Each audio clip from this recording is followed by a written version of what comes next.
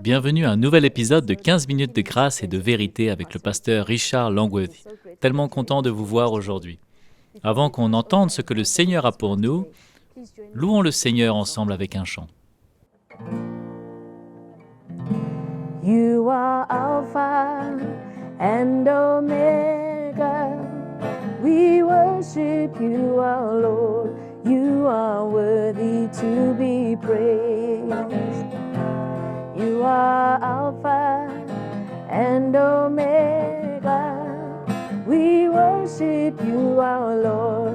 You are worthy to be praised. We give you all the glory. We worship you, our Lord. You are worthy to be praised. We give you all the glory. We worship you, our Lord. You are worthy to be praised. You are Alpha and Omega. We worship you, our Lord. You are worthy to be praised. You are Alpha and Omega. We worship you, our Lord. You are worthy to be praised. We give you all the glory. We worship you, our Lord. You are worthy to be praised. We give you all the glory. We worship you, our Lord. You are worthy to be praised. We worship you, our Lord. You are worthy to be praised. We worship you, our Lord. You are worthy to be praised. Amen. Allons maintenant entendre ce que le Seigneur a pour nous.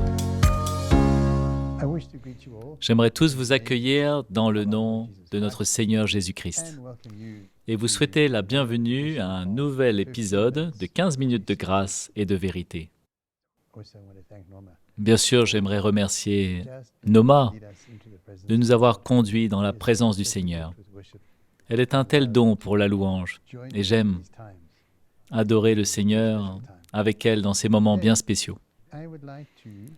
Aujourd'hui, j'aimerais parler d'un sujet qui nous affecte beaucoup d'entre nous d'une manière ou d'une autre. C'est le sujet d'être offensé, de transporter une offense, des blessures qui viennent des offenses. Et j'aimerais commencer dans le livre des Philippiens au chapitre 1 au verset 10. Et nous lisons cela. « Pour le discernement des choses les meilleures, afin que vous soyez purs et irréprochables pour le jour de Christ. » C'est un tout petit verset qui n'a peut-être pas l'air de dire grand-chose, mais quand on commence à le décomposer, et on voit les mots qui sont dedans. Ce mot « irréprochable », c'est être sincère, c'est-à-dire sans cire ou pur. Ce qui se passait, c'est qu'à ce moment-là, les commerçants, quand ils achetaient des vases d'argile dans son magasin, et ils réalisaient peut-être qu'un d'entre eux avait une fissure, peut-être au moment où il a été chauffé. En tout cas, il y a cette fissure. Et ce qu'ils vont faire, c'est qu'ils vont prendre de la cire pour couvrir discrètement la fissure. Et après, ils vont juste frotter un petit peu et l'emballer. Et ça avait l'air tout neuf. Et ils le mettaient sur l'étagère. Mais les clientes étaient très intelligentes. Et donc, avant d'acheter un vase, elle le mettait au soleil. Et elle le laissait pendant 10-15 minutes. Elle parlait pendant ce moment-là avec le commerçant qui, à ce moment-là, est en train de transpirer. Et elle frottait leurs doigts sur les bords du vase.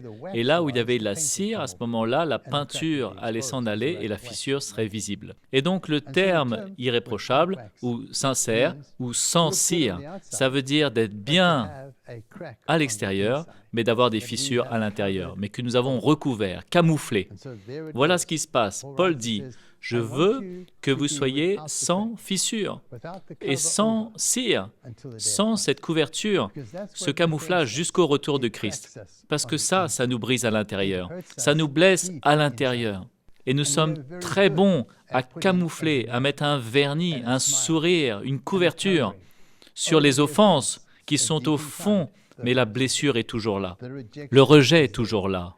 Les sentiments mal placés sont toujours là. Et quelque part, ils ne veulent vraiment pas partir.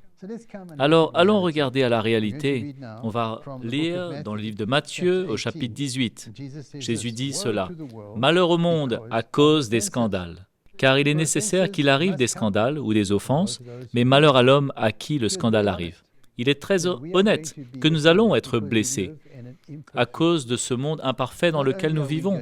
Non seulement on va être offensés, mais croyez-le ou non, nous allons aussi offenser d'autres personnes, que ce soit directement ou indirectement. Un jour ou l'autre, nous allons blesser les sentiments de quelqu'un. Nous allons faire quelque chose qui va décevoir quelqu'un. Nous allons briser le cœur de quelqu'un. Nous sommes humains, nous sommes faibles, on fait tous des erreurs. Mais dans nos erreurs, et quelquefois dans notre indifférence, nous pouvons provoquer une offense. Et ça, quelque part, laisse une blessure dans le cœur de la personne. Le plus grand problème avec une offense, et spécialement avec les offenses sérieuses, c'est que nous cherchons la justice. Nous voulons que la justice soit faite. J'ai été blessé, maintenant je veux voir cette personne traduite en justice. Je veux qu'ils fassent face aux conséquences de ce qu'ils ont fait. Et souvent, parce que ça n'arrive pas, alors on prend la place du juge. Et une des plus belles histoires qu'on peut voir à ce sujet dans la Bible, c'est l'histoire de David, du jeune fils de David, Absalom. Absalom avait une sœur magnifique qui s'appelait Tamar, et il avait un demi-frère qui s'appelait Amnon. Et la Bible nous dit que Amnon est tombé amoureux de cette fille, Tamar, et finalement il l'a violée. Et il s'en est tiré, parce que le roi n'a rien fait. Le roi aurait dû agir, il aurait dû le faire lapider. Mais David n'a rien fait. Alors Absalom est vraiment furieux, parce que sa sœur a été violée, et il n'y a eu aucune justice. Ça, c'est ce qu'on appelle une offense. Et c'était très profond et très sérieux. Maintenant, cette offense, elle continue, et ça continue dans le cœur d'Absalom. Finalement, il voit que rien ne va se passer. Alors, il fait un plan, il organise une fête, tous les fils des rois sont là, et il fait assassiner son demi-frère. Pourquoi? Parce qu'il a joué au juge. Il a joué à Dieu. Et il se fait justice, parce que maintenant, il a tué celui qui a fait l'offense. Il a pris la loi entre ses mains. Malheureusement, l'histoire ne s'arrête pas là. Parce que maintenant, Absalom doit s'enfuir. Il doit s'enfuir, il doit quitter le pays. Et des années après, il revient, mais il n'est pas libre. Cette offense est toujours là. Non seulement cette offense était envers son frère, mais maintenant aussi envers son père. Et si vous connaissez la Bible, vous réalisez qu'il va commencer à rassembler des amis pour finalement préparer un coup d'État. Il veut faire tomber son père du trône. Et ça a mal fini. Il y a eu une bataille et Absalom, sa tête s'est prise dans un arbre et finalement les soldats sont arrivés avec le général Joab et il s'est fait tuer d'un coup de lance. Et donc le salaire du péché, c'est la mort. Une offense conduit vers une autre offense, puis vers l'amertume, puis vers le ressentiment ou le rancœur et finalement la mort. Et non seulement spirituellement, mais une vie misérable. Mais voilà le problème avec les offenses. Comme je l'ai dit avant, on veut jouer au juge. On veut s'asseoir sur le trône et on veut voir que justice soit faite. Mais ce qu'on ne réalise pas, c'est tant qu'on s'assoit sur le trône, on enlève la main de Dieu, parce que Dieu ne peut pas juger quand on l'a remplacé. Dieu ne va pas s'impliquer. Quand on lui a dit, « Seigneur, mets-toi sur le côté, je sais mieux faire et je vais choisir ma propre justice. » Donc qu'est-ce que Jésus a dit dans ce même chapitre? Dans le Matthieu chapitre 18, il leur parle au verset 22. On va lire quoi? Oui, verset 22. Il dit à ses disciples, « Je ne te dis pas jusqu'à 7 fois, mais jusqu'à 70 fois 7 fois. » Il nous parle de pardonner ceux qui nous ont blessés. Si quelqu'un te demande « Mais combien de fois je dois pardonner quelqu'un ?» Mais jusqu'à 70 fois, 7 fois. Ça paraît cruel, ça paraît complètement fou. Ça paraît complètement contre la logique humaine. Si quelqu'un m'a blessé, m'a offensé, que je sois prêt à lui pardonner, sans faire ma justice, sans voir la main de Dieu. Comme par exemple les fils du tonnerre. Ils veulent voir le feu tomber sur terre et les gens souffrir pour ce qu'ils ont fait. Dieu est juste. Ce que nous avons besoin de faire, c'est de reculer et de laisser Dieu ce qu'il veut faire et ce qu'il doit faire. Parce que la réaction de tous les hommes est consignée. Elle est enregistrée. Et voilà ce qui se passe quand on pardonne à quelqu'un. Deux choses se passent. Elles sont très importantes. La première, c'est qu'on arrête de jouer le rôle du juge. On descend du trône et on laisse Dieu faire. À partir du moment où on fait cela, on permet à Dieu de rentrer dans la situation.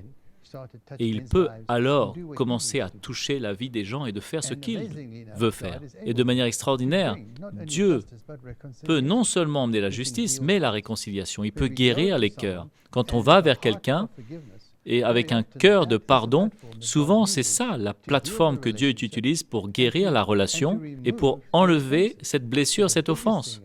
Mais la plus grande chose, c'est qu'elle guérit mon cœur. La deuxième chose qui se passe, que beaucoup ne réalisent pas, c'est que ça me rend libre d'être esclave de cette personne qui m'a offensé.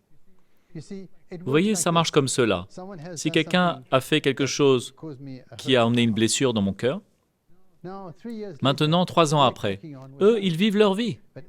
Mais chaque jour que je vois cette personne, cette blessure est rouverte à nouveau. Donc finalement, je suis offensé 2 fois. Non seulement je suis la victime, mais la deuxième fois aussi, parce que je suis toujours blessé à cause de ce qui a été fait. Donc quand je pardonne, non seulement je descends du trône et je laisse Dieu faire les choses, mais maintenant je me relâche, je me libère d'être une victime émotionnelle permanente de cette personne qui m'a offensé. Et maintenant, je trouve une paix extraordinaire, une paix qui vient par Jésus-Christ et à travers Jésus-Christ, que la logique humaine ne peut pas comprendre. Le pardon, c'est le moyen de ma liberté. Le pardon, c'est la manière que Dieu utilise pour rentrer et guérir mon cœur. Si on n'enlève pas l'offense, alors ça devient de l'amertume, ça devient du ressentiment, ça devient beaucoup de choses et finalement ça m'affecte même physiquement. On a des histoires de gens qui souffrent d'arthrite et on se demande pourquoi, mais quand on parle avec eux, ça fait 20 ans qu'ils ont été blessés, offensés par quelqu'un, mais quand ils sont finalement disposés à pardonner, ils sont guéris. Notre corps est affecté par les attitudes de notre cœur. Donc je veux vous encourager, d'une manière ou d'une autre, nous avons transporté quelque chose, une blessure, une offense, où on a été affecté par cela. Mais allez devant le Seigneur, aussi dur que ça peut être, remettez-le à Dieu. Pardonnez et demandez à Dieu de vous pardonner d'avoir joué au juge. De pardonner. Mais de tout votre cœur, pardonnez à ces personnes. Et alors que vous faites cela, vous allez expérimenter la grâce de Dieu qui va rentrer dans votre cœur comme une rivière. Et la prochaine fois que vous verrez cette personne, vous serez libre. Vous serez aussi libre qu'un oiseau. Vous ne serez plus esclave émotionnellement. Vous ne serez plus lié par ce qu'ils ont fait. Et vous devenez celui qui a la victoire. Dieu est libre maintenant de traiter la vie de cette personne. Il va s'en occuper, son cœur, à sa manière. Mais on doit venir à Dieu de la même manière qu'il nous a pardonné pour toutes les blessures, les offenses que nous avons faites. On doit aussi pardonner aux autres pour que nous aussi nous puissions marcher dans son pardon pour nous. De pardonner quelqu'un ouvre la porte pour que la grâce de Dieu puisse couler dans mon cœur d'une manière bien spéciale et merveilleuse. Donc aussi dur que ça peut être, je crois que, et j'espère que ce que je vous ai dit aujourd'hui, vous le comprenez, et que ça ouvre une porte pour la liberté. N'ayez pas honte d'aller devant le trône de Christ et de trouver la grâce pour vous aider dans vos temps de besoin. Emmenez vos cœurs au Seigneur. Emmenez au Seigneur cela d'une telle manière pour dire « Seigneur, j'ai besoin d'aide, je veux pardonner, je veux être libre, je veux sortir de cette prison. » Et tu seras étonné de voir le miracle que tu vas expérimenter, parce que la grâce de Dieu est très puissante et capable de guérir ton cœur. Que Dieu te bénisse et te fortifie et une bonne journée. Merci beaucoup d'avoir été avec nous aujourd'hui. J'espère vraiment que vous avez été encouragés. Si vous voulez recevoir des notifications des prochains épisodes, alors s'il vous plaît, abonnez-vous et cliquez sur le bouton notification. Et aussi, si vous souhaitez rester en contact avec nous, n'hésitez pas à nous écrire. Il y a cette adresse email qui apparaît maintenant à l'écran. Alors, à bientôt. Dieu vous bénisse.